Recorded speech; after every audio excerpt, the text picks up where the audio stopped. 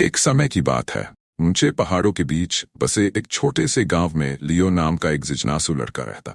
लियो हमेशा जादुई जंगल की कहानियों से मोहित रहता था, जो एक रहस्यमय जगह थी और जहां जादुई प्राणी और छिपे हुए खजाने थे। एक दिन लियो ने जादुई जंगल की खोज पर जाने का फैसला किया। अपने साहस और थोड़े से सामान के साथ वह अपनी यात्रा पर निकल पड़ा।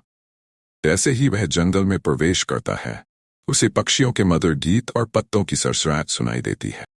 जैसे जैसे लियो जंगल में आगे बढ़ता है, उसे एक चमकता हुआ तालाब मिलता है। उसकी हैरानी की सीमा नहीं रहती जब वह देखता है कि तालाब से एक सुंदर परी निकलती है। स्वागत है बहादुर यात्री, परी मुस्कुराते हुए कहती है। मैं इलारा हूं, इस जंगल की रक्षक। यहां आने के लिए तुमने बहुत साहस दिखाया है। इलारा ने लियो को एक जादुई खजाने के बारे में बताया, जिसे केवल एक शुद्ध हृदय वाला व्यक्ति ही पा सकता था। उसने लियो को एक जादुई नक्शा दिया जो उसे खजाने तक ले जाएगा।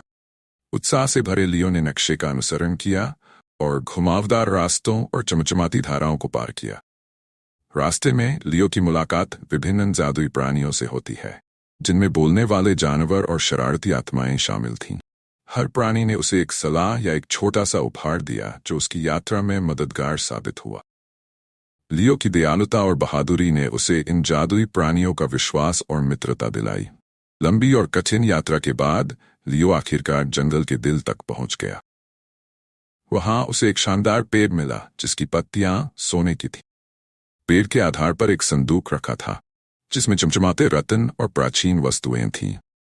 लेकिन लियो ने महसूस किया कि असली खजाना वह जान और मित्रता थी जो उसने इस यात्रा में पाई थी। आभार से भरे दिल के साथ लियो अपने गांव लौट आया और अपनी अद्भुत यात्रा की कहानी सबको सुनाई।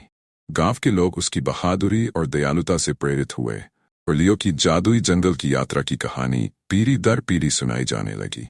इस प्रकार लियो की कहानी सभी के लिए साहस और आशा का प्रतीक बन गई, जो ये याद दिलाती है कि असली खजाना धन में नहीं, बल्कि हमारे द्वारा बनाए गए संबंधों और सीखे गए पाठों में होता है।